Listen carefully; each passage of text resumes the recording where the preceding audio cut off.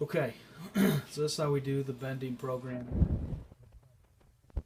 We'll bring in a solid model. We do file, we do import, we do SolidWorks model. In this case, I'm looking for 35127. So I'm going to come down to the 35 folder, type in star 35127 star, and I'm going to find the model. I want part file, not drawing file, part file. Pull up the part file. So you can see here, I'm bending this little flange down in here. Okay? So the first thing I need to do is I need to know what thickness and what material this is. So I'm going to open up eDrawings. I'm going to search for 35127.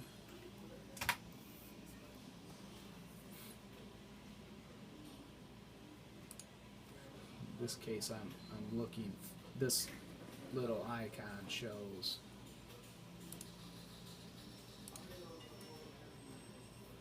DRW file. Okay, so you're looking for the drawing file in here. Because we just want to make sure this is what thickness. Stainless steel, 1/4 inch. Okay, so first thing I do is I pick this box, this cleanup model for unfolding. I choose that box. It's under the advanced piece, right there.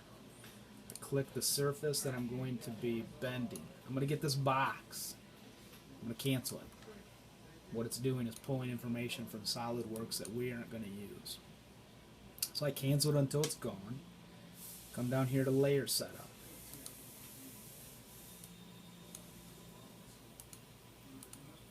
Select the top piece here of it.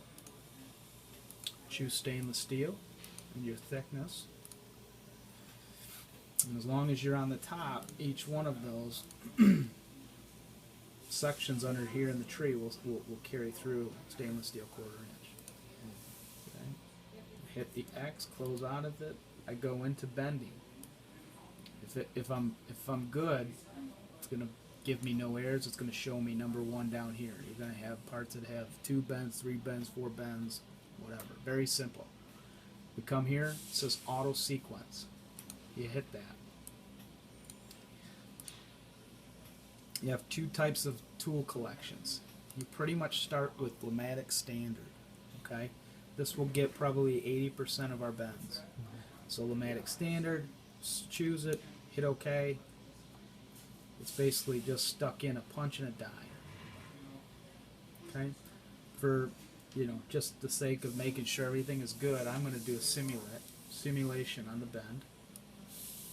I'm going to make sure that my parts are touching both ends of the die. Okay? And then I'm going to hit play all. This is a very simple one, right? Very easy. So this would be the extent of what I would expect somebody that's doing it very new. Once we get into something that's a little bit more complicated, we'll probably have another video. Okay? So we know it bent. Looks good. No interferences. If I click this bend overview button up here, I get some green check boxes, back gauge, only 1. It's going to say, hey, you know what? You're only using 1 back gauge. It likes to use 2 because it wants to keep stuff straight. We don't have enough material to use 2, so that's what we get. So everything looks good here. We're going to save this. It's going to come in as a file we brought it in at, SW35127.